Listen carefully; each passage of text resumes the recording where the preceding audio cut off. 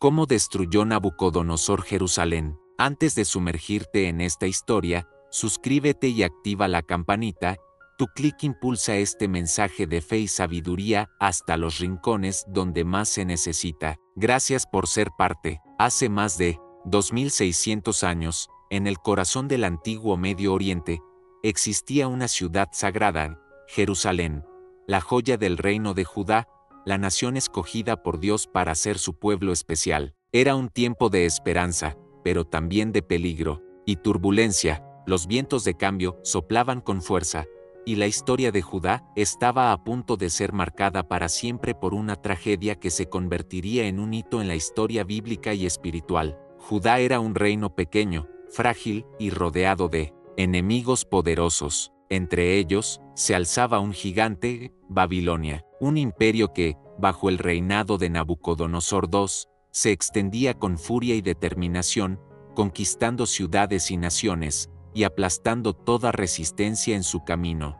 Nabucodonosor no era solo un rey ambicioso, era el instrumento elegido por Dios para ejecutar un juicio justo contra un pueblo que había olvidado sus pactos, sus leyes, y la presencia viva de Dios entre ellos. La Biblia nos cuenta que Judá había caído en la idolatría y en la corrupción.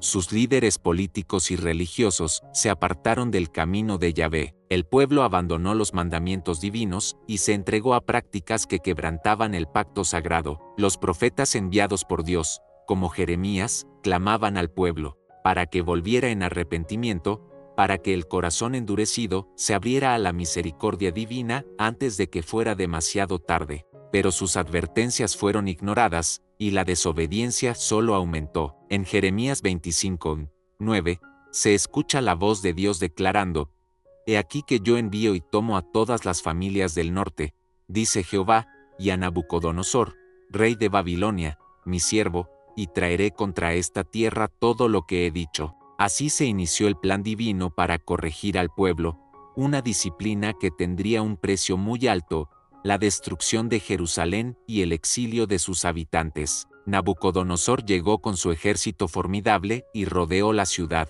La amenaza no era solo militar, sino espiritual. Era la consecuencia inevitable de apartarse del Dios vivo. La historia nos muestra que el castigo divino no llega con alegría, sino como una muestra de la justicia y el amor del Padre que quiere la restauración. Aunque el camino sea doloroso, durante casi 2 años, el pueblo de Jerusalén soportó un asedio brutal. La comida se acabó, el hambre se apoderó de las calles, y la desesperación crecía. En medio del sufrimiento, algunos aún intentaban aferrarse a la esperanza, recordando las promesas de Dios y su fidelidad eterna. Sin embargo, la realidad era cruel, el muro de defensa comenzó a ceder, y la caída de la ciudad se acercaba inexorablemente. Finalmente, en el año 586 Alto, calle, Jerusalén, fue tomada por Nabucodonosor. Las murallas fueron derribadas, el templo de Salomón, el lugar más sagrado donde Dios habitaba entre su pueblo, fue destruido por el fuego. Los tesoros del templo fueron saqueados, y muchos fueron llevados en cadenas hacia Babilonia, iniciando el exilio que marcaría el fin de una era. Pero esta historia, aunque llena de tragedia, también nos revela un mensaje de esperanza y renovación, porque incluso en la destrucción, Dios no abandonó a su pueblo. A través del profeta Jeremías y otros, prometió que el exilio no sería para siempre, que después de la purificación vendría la restauración y el regreso a la tierra prometida. Este capítulo oscuro de la historia de Judá es un recordatorio eterno para nosotros hoy. La fidelidad a Dios es el camino que preserva, y la desobediencia trae consecuencias, pero la gracia divina siempre está disponible para el arrepentimiento sincero. En los próximos capítulos de esta serie, exploraremos con más detalle cómo se desarrollaron estos eventos, cómo vivió el pueblo el dolor del exilio, y qué enseñanzas espirituales podemos aplicar en nuestra vida de fe. Acompáñanos en este viaje de reflexión y esperanza, para entender no solo la historia, sino el corazón de Dios que nunca deja de amar a sus hijos. En el siglo VI a. calle, Jerusalén vivía sus días más oscuros. El reino de Judá, una vez próspero y bendecido por Dios, estaba al borde del colapso. Su gente, olvidada y desobediente, enfrentaba ahora las consecuencias de su alejamiento de la voluntad divina. En el horizonte se alzaba la amenaza inexorable de Nabucodonosor II, el rey de Babilonia, quien, con un ejército poderoso y decidido, comenzaba el asedio que cambiaría para siempre la historia de Jerusalén y de todo el pueblo de Israel. El asedio de Jerusalén no fue solo un ataque militar, sino un castigo divino, una manifestación de la justicia santa de Dios. Durante casi 2 años, desde 597 Alto, calle, hasta 586 Alto, calle, la ciudad fue rodeada, bloqueada y asfixiada por las fuerzas babilónicas. Las puertas fueron cerradas y el pueblo quedó atrapado entre murallas que ya no ofrecían seguridad, sino una prisión de desesperanza. La escasez de alimentos fue uno de los golpes más crueles para la ciudad. Los graneros vacíos, el hambre creciente y la desesperación hicieron que la vida cotidiana se tornara una lucha constante por sobrevivir.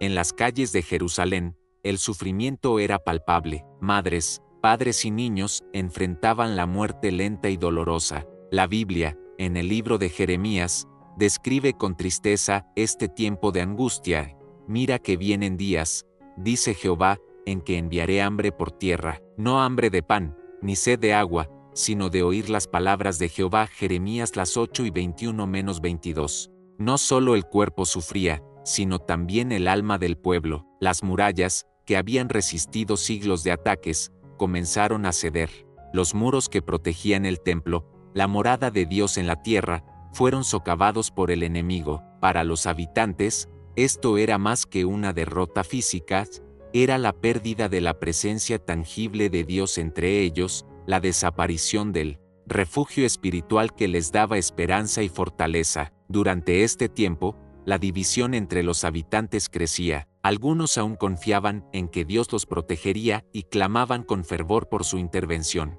Otros, más desesperanzados, buscaban alianzas políticas o militares con Egipto, poniendo su confianza en los hombres y no en el Dios eterno. Esta falta de unidad y fe verdadera debilitó aún más a Jerusalén. El profeta Jeremías fue una voz solitaria en medio de la tormenta. Su llamado al arrepentimiento era constante, aunque sus palabras eran muchas veces rechazadas y su persona perseguida. Él comprendía que la caída era inevitable si el pueblo persistía en su camino de pecado. Jeremías no solo predijo la destrucción, sino que también anunció que, tras el castigo, habría restauración, porque yo sé los pensamientos que tengo acerca de vosotros, dice Jehová, pensamientos de paz, y no de mal, para daros el fin que esperáis. Jeremías 2:9-11. En la agonía del asedio, la fe de algunos se fortalecía, mientras que la desesperación de otros los llevaba al borde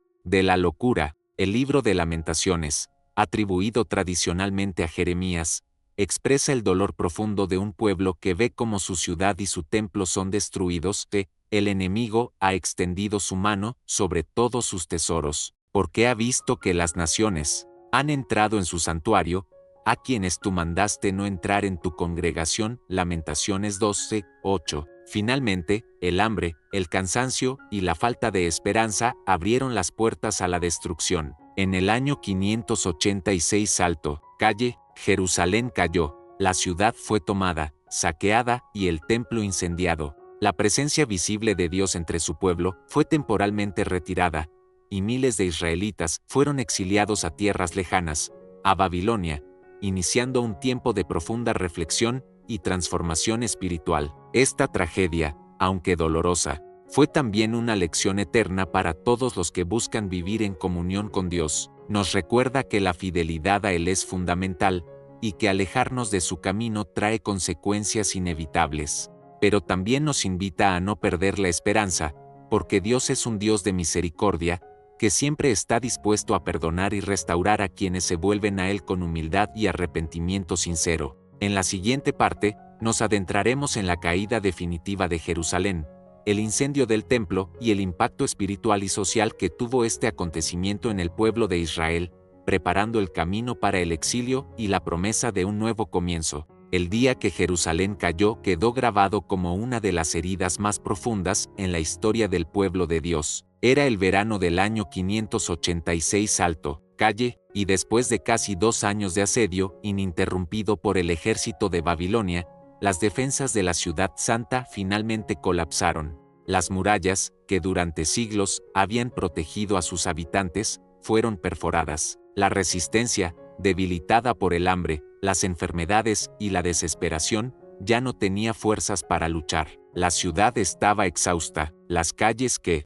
alguna vez vibraron con la vida de comerciantes, sacerdotes y familias enteras, ahora eran escenarios de muerte y sufrimiento. Los soldados babilonios entraron por las brechas de las murallas como una ola destructora, dispuestos a cumplir la orden de su rey, arrasar Jerusalén por completo. La violencia fue desmedida. Los registros bíblicos, especialmente en el segundo libro de los Reyes y en las Lamentaciones de Jeremías, describen con dolor la magnitud del desastre. Hombres, mujeres y niños fueron asesinados sin compasión. Otros fueron capturados y encadenados como esclavos. La nobleza, los artesanos, los líderes religiosos. Nadie fue perdonado. Nabuzaradán, comandante del ejército de Nabucodonosor, lideró la operación final, ejecutando el mandato de destruir no solo a las personas, sino también el alma de la nación, su templo. El templo de Salomón,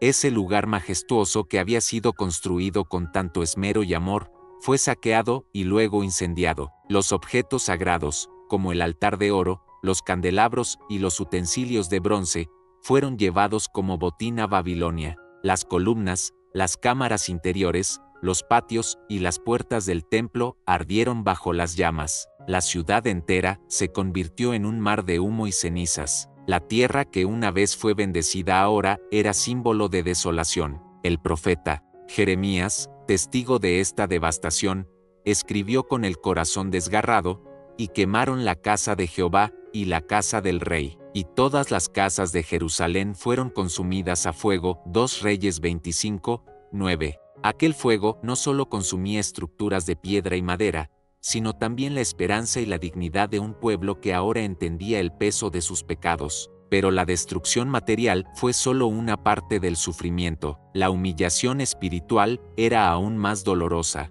Para el pueblo de Israel, el templo era el lugar donde habitaba la gloria de Dios. Era el símbolo de la alianza eterna entre Yahvé y su pueblo. Verlo reducido a escombros fue un golpe al corazón mismo de su fe. Se preguntaban, ¿nos ha abandonado Dios? ¿Podremos alguna vez volver a ser su pueblo? La respuesta, aunque aún lejana, estaba en las mismas palabras de los profetas, porque incluso mientras ardía Jerusalén, Dios ya había sembrado en el corazón de su pueblo la promesa de la restauración. Jeremías había proclamado que el castigo duraría un tiempo determinado, pero que no sería para siempre. La disciplina de Dios tenía como propósito la purificación y el regreso al verdadero camino. Los líderes del pueblo, junto con miles de hombres, mujeres y niños, fueron llevados cautivos a Babilonia. La marcha hacia el exilio fue larga y dolorosa. Dejaron atrás sus hogares, sus familias divididas, sus tradiciones y su templo destruido.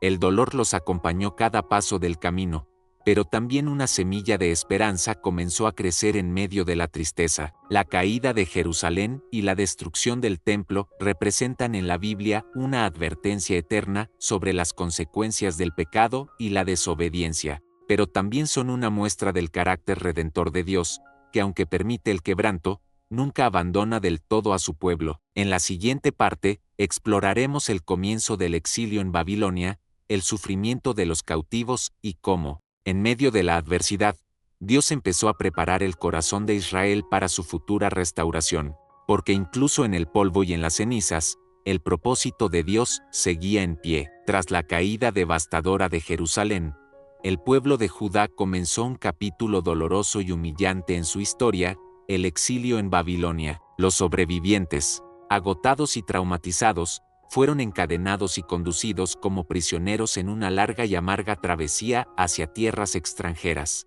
El viaje desde Jerusalén hasta Babilonia no solo fue un desplazamiento geográfico, sino también espiritual y emocional. Cada paso alejaba a los exiliados de su hogar, de su templo, de sus tradiciones y de todo aquello que representaba su identidad como pueblo escogido de Dios. La ruta era árida y agotadora. Ancianos, mujeres embarazadas, niños y hombres debilitados marchaban bajo el sol abrasador, soportando la sed, el hambre y la desesperanza. El paisaje que antes les era familiar quedó atrás, reemplazado por el desconocido territorio de Mesopotamia. El lamento de aquellos días quedó plasmado en los salmos y en las escrituras de los profetas. El Salmo 137 refleja el dolor del pueblo al llegar a Babilonia, junto a los ríos de Babilonia.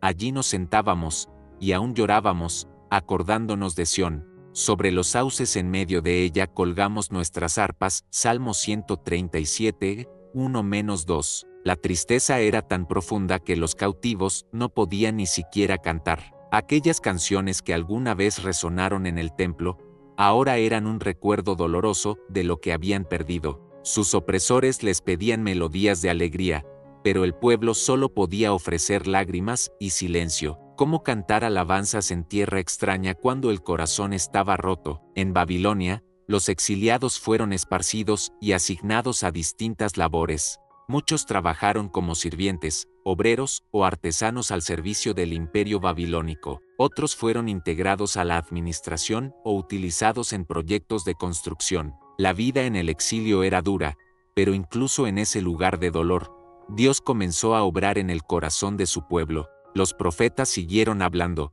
incluso desde la distancia. Ezequiel, uno de los que fueron llevados al exilio, comenzó a recibir visiones y mensajes de esperanza. En medio de la humillación, Dios prometió que este castigo no sería eterno. La disciplina tenía un propósito: purificar el corazón de Israel, enseñarle a valorar su relación con Dios y prepararlo para un futuro regreso a su tierra. Jeremías, desde Jerusalén antes de la destrucción, ya había escrito una carta a los exiliados en la que Dios les decía: edificad casas y habitadlas, plantad huertos y comed del fruto de ellos, tomad mujeres y engendrad hijos e hijas, y buscad la paz de la ciudad a la cual os hice llevar cautivos, y rogad por ella a Jehová, porque en su paz tendréis vosotros paz. Jeremías 29, 5-7. Dios no quería que su pueblo viviera en desesperanza, sino que aprendiera a florecer incluso en medio de la adversidad. La fe comenzó a transformarse. Sin templo y sin sacrificios, el pueblo de Israel empezó a fortalecer la oración, la lectura de la Torá y la enseñanza de la ley en los hogares y comunidades. Fue durante el exilio que surgió con más fuerza la figura del rabino y las primeras formas de sinagogas como lugares de estudio y oración.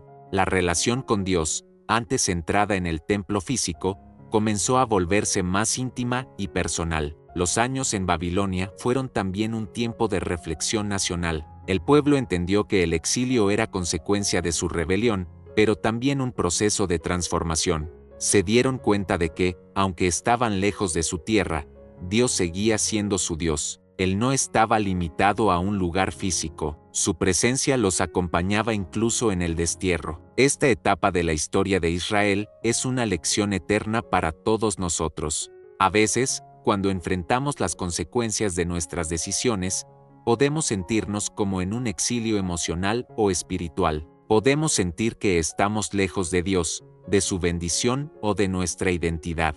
Pero como demostró el Señor con su pueblo, incluso en la lejanía y en medio de la aflicción, Él sigue obrando, sigue hablando, sigue restaurando. En la próxima parte, exploraremos cómo Dios comenzó a preparar el camino para el regreso de los exiliados, cómo surgieron nuevas promesas, y cómo, en medio de la tierra extranjera, el pueblo mantuvo viva la esperanza de volver a Jerusalén y reconstruir lo que había sido destruido. Mientras los días en Babilonia se convirtieron en años, y los años en décadas, el pueblo de Israel vivía una dualidad constante.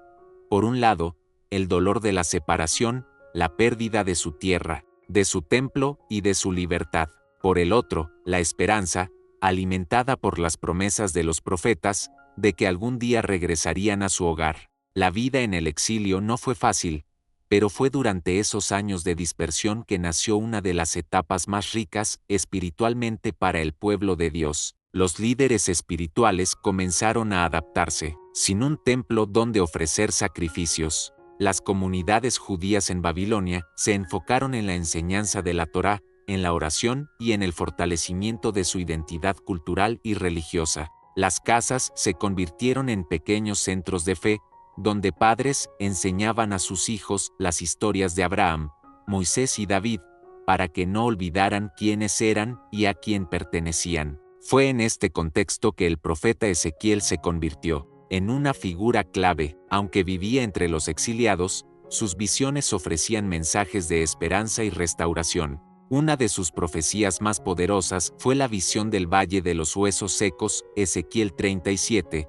donde Dios mostraba cómo podía dar vida a lo que parecía muerto. Esa visión fue como un bálsamo para un pueblo que se sentía espiritualmente desolado. Mientras tanto, en Jerusalén, lo que quedaba de la ciudad seguía en ruinas. Los que habían sido dejados atrás vivían en pobreza extrema, luchando por sobrevivir en una tierra desolada y sin liderazgo. Pero aún en medio de la destrucción, Dios no dejó de enviar mensajes de esperanza. Jeremías, que había presenciado la caída de Jerusalén, escribió cartas desde la ciudad devastada dirigidas a los exiliados en Babilonia. En ellas, les recordaba que el tiempo de castigo sería limitado. Una de las promesas más conocidas y repetidas hoy en día fue escrita durante este tiempo: porque yo sé los planes que tengo para vosotros, declara el Señor, planes de bienestar y no de calamidad, para daros un futuro y una esperanza. Jeremías 2, las 9 y 11. El exilio también fue el escenario para el surgimiento de figuras ejemplares de fe. Daniel,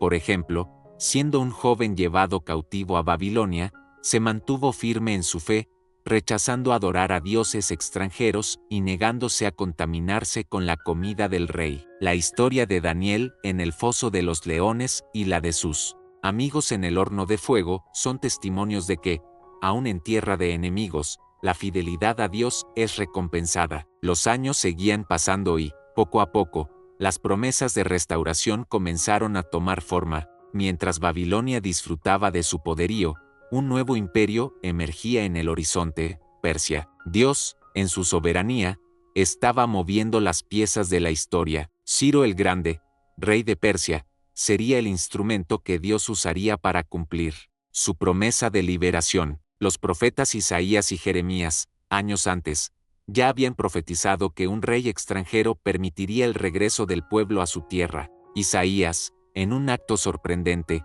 incluso nombró a Ciro por su nombre más de un siglo antes de que naciera. Isaías 45, 1. Este detalle demuestra la precisión y la soberanía de Dios sobre la historia humana. Durante el exilio, el pueblo de Israel aprendió lecciones valiosas. Comprendieron que su relación con Dios no dependía de un edificio o de un territorio, sino de un compromiso interno, de una fe viva y de una obediencia sincera. La idolatría, que había sido una constante antes del exilio, disminuyó drásticamente. En el corazón del pueblo, la disciplina divina había cumplido su propósito: formar un pueblo más fuerte, más fiel y más consciente de la necesidad de vivir conforme a la voluntad de Dios. El exilio en Babilonia, aunque doloroso, fue también el terreno fértil donde creció la esperanza. Día tras día, los israelitas repetían las promesas de los profetas, se transmitían entre generaciones la seguridad de que Dios no los había olvidado. Los ancianos contaban a los niños sobre la gloria pasada de Jerusalén y sobre el futuro glorioso que les esperaba. La historia de este pueblo, que parecía condenado al olvido, comenzó a cambiar. Las señales de que el tiempo de la restauración se acercaba eran cada vez más evidentes, y mientras tanto, el pueblo de Dios, esparcido pero no destruido, mantenía viva la llama de la fe. En la siguiente parte, veremos cómo Dios usó a un rey pagano, Ciro de Persia, para cumplir su promesa y abrir el camino para que los exiliados regresaran a Jerusalén y comenzaran la reconstrucción de su ciudad y su templo. Una lección eterna de que Dios puede usar incluso a los gobernantes más inesperados para cumplir sus designios de amor y restauración. Después de décadas de exilio, cuando la esperanza parecía desvanecerse, ocurrió lo inesperado. Dios, en su infinita soberanía, movió el corazón de un rey extranjero para cumplir la promesa que había hecho a través de sus profetas. Ese rey fue Ciro el Grande, fundador del imperio persa, quien derrotó a Babilonia en el año 539 alto, calle, y cambió el rumbo de la historia del pueblo de Israel. La caída de Babilonia fue rápida y sorprendente. Mientras el imperio babilónico caía en la corrupción y la autocomplacencia, los ejércitos persas avanzaban con inteligencia y determinación. En una noche que quedó para siempre en los registros históricos, las fuerzas de Ciro entraron en la ciudad de Babilonia casi sin resistencia, cumpliendo la profecía que Isaías había anunciado más de un siglo antes, que Dios abriría las puertas de la ciudad para que el conquistador pudiera entrar sin lucha, Isaías 45, 1-3. Pero lo más impresionante no fue solo la caída de Babilonia, sino lo que vino después. En el primer año de su reinado sobre Babilonia, Ciro emitió un decreto que dejó perplejos a muchos. En este edicto, Ciro reconocía que el Dios de Israel le había encomendado la tarea de permitir que los judíos regresaran a Jerusalén y reconstruyeran su templo. El libro de Esdras recoge estas palabras históricas. Así dice Ciro rey de Persias: Jehová, el Dios de los cielos, me ha dado todos los reinos de la tierra, y me ha mandado que le edifique casa en Jerusalén, que está en Judá. Esdras 1-2. Este acto fue un milagro político y espiritual. Por primera vez, un rey pagano no solo reconocía al Dios de Israel, sino que además actuaba en obediencia a su voluntad. La profecía de Jeremías, que había anunciado que el exilio duraría 70 años, se cumplía con una precisión asombrosa. Dios había utilizado a Nabucodonosor para disciplinar a su pueblo y ahora usaba a Ciro para restaurarlo. La noticia del decreto de Ciro corrió rápidamente entre los exiliados. Algunos, al escucharla, rompieron en llanto, otros cayeron de rodillas, agradeciendo a Dios por su fidelidad. La emoción de poder regresar a la tierra de sus padres era indescriptible. Por décadas, habían soñado con ese momento. Ahora, la oportunidad era real, pero el regreso no sería sencillo. Muchos de los exiliados habían nacido ya en Babilonia. No conocían Jerusalén. Sus padres y abuelos les habían contado historias de la ciudad santa, pero para ellos, la tierra prometida era solo un relato lejano. Dejar atrás una vida establecida en Babilonia para emprender un viaje incierto requería fe, valentía y determinación. A pesar de las dificultades, un primer grupo se organizó, bajo el liderazgo de Zorobabel, descendiente del linaje de David, y de Jesúa, sumo sacerdote. Comenzaron el retorno. La caravana que partió de Babilonia llevaba consigo no solo personas, sino también utensilios sagrados del templo que Nabucodonosor había saqueado y que ahora, por orden de Ciro, eran devueltos a su legítimo lugar. El viaje fue largo, de más de 1.5 kilómetros, a través de desiertos y caminos peligrosos, pero cada paso representaba el cumplimiento de una promesa divina. Al llegar a Jerusalén, lo que encontraron fue desolador, una ciudad en ruinas, con muros caídos, casas destruidas y el templo reducido a escombros. La tarea que tenían por delante era inmensa. Sin embargo, la fe y la gratitud por haber vuelto a su tierra les dieron fuerzas. Lo primero que hicieron fue construir un altar sobre los cimientos del antiguo templo. Allí, ofrecieron sacrificios a Dios y celebraron la fiesta de los tabernáculos, como un símbolo de que la relación entre Dios y su pueblo estaba siendo restaurada. La historia del decreto de Ciro y del regreso de los exiliados nos enseña una lección poderosa. Dios tiene el control absoluto de la historia. Puede mover el corazón de reyes, alterar imperios y transformar el destino de naciones enteras para cumplir su voluntad. Incluso cuando todo parece perdido, Dios tiene preparado un camino de regreso y restauración. En la siguiente parte, veremos cómo los exiliados enfrentaron nuevos desafíos, la oposición de los pueblos vecinos, la desmoralización interna y las dificultades para reconstruir el templo. Pero también veremos cómo Dios, una vez más, demostró su fidelidad y su poder al acompañar a su pueblo en cada etapa de su restauración. El regreso a Jerusalén, después de tantos años de exilio, no fue el final de la prueba para el pueblo de Israel. Fue, en realidad, el comienzo de una nueva etapa llena de desafíos, luchas y decisiones que marcarían para siempre la identidad espiritual de la nación. La reconstrucción física de la ciudad fue dura, pero la reconstrucción del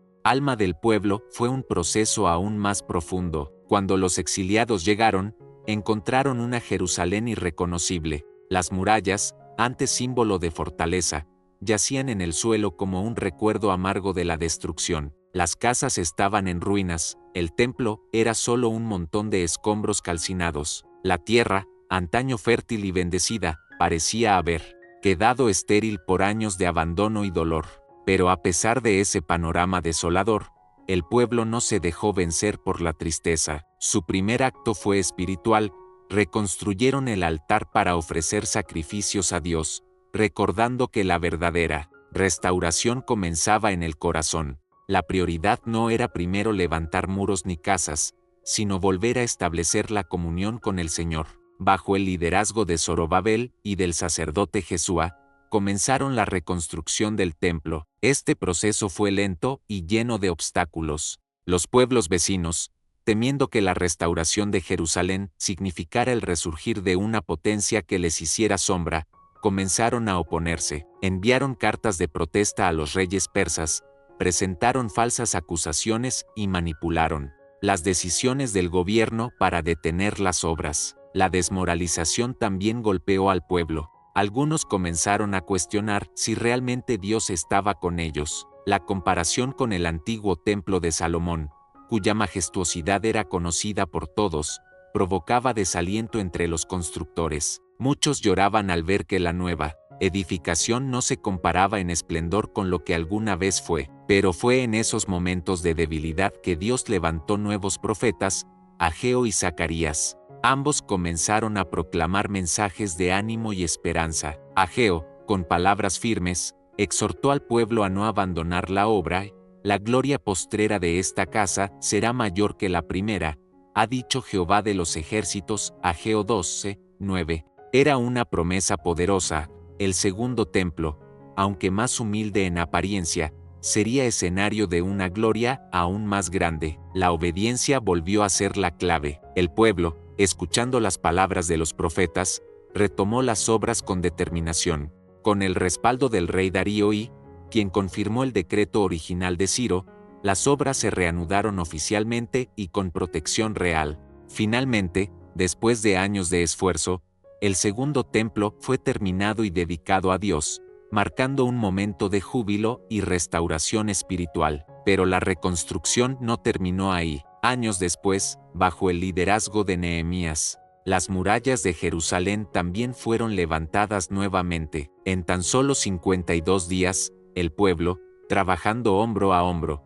restauró las defensas de la ciudad. Este acto fue más que una obra de ingeniería. Fue una declaración al mundo de que el pueblo de Dios se había levantado de entre las cenizas. En el plano espiritual, Esdras, un escriba y sacerdote, desempeñó un papel fundamental. Reunió al pueblo, leyó la Torá en público y llevó a Israel a un tiempo de arrepentimiento nacional. Hombres, mujeres y niños lloraron al escuchar las palabras de la ley, reconociendo sus pecados pasados y comprometiéndose a caminar en obediencia. La historia de la destrucción de Jerusalén y su posterior restauración no es solo un relato antiguo, es un reflejo de nuestras propias vidas. Todos, en algún momento, hemos enfrentado momentos de caída, de ruina, de exilio emocional o espiritual. Hemos sentido que nuestras murallas internas se derrumban, que nuestro templo se viene abajo, que Dios está lejos. Pero la Biblia nos enseña que la misericordia de Dios es más grande que cualquier destrucción, que después de la disciplina, siempre viene la restauración, que, aunque pasemos por el fuego y las aguas, Dios tiene preparado un plan de redención. La fidelidad de Dios es inquebrantable, incluso cuando nosotros fallamos. Hoy, miles de años después de aquellos acontecimientos, Jerusalén sigue siendo un símbolo de resistencia, fe y esperanza. Su historia nos recuerda que Dios nunca abandona a su pueblo, que incluso en medio de la ruina, Él está trabajando en silencio, preparando el terreno para el regreso, la reconstrucción y la renovación. Que esta lección quede grabada en tu corazón, por más que enfrentes pérdidas, dolor o situaciones que parezcan irreparables. Dios es experto en restaurar lo que parecía perdido. Si Jerusalén pudo levantarse de sus cenizas, tú también puedes, porque el Dios que restauró a Israel es el mismo Dios que hoy te extiende su mano y te dices, levántate, porque todavía hay esperanza para ti. Si esta historia tocó tu corazón, déjanos tu comentario y comparte este video para que más personas descubran el poder de la fe y el amor verdadero. Gracias por estar con nosotros y nos vemos en la próxima historia.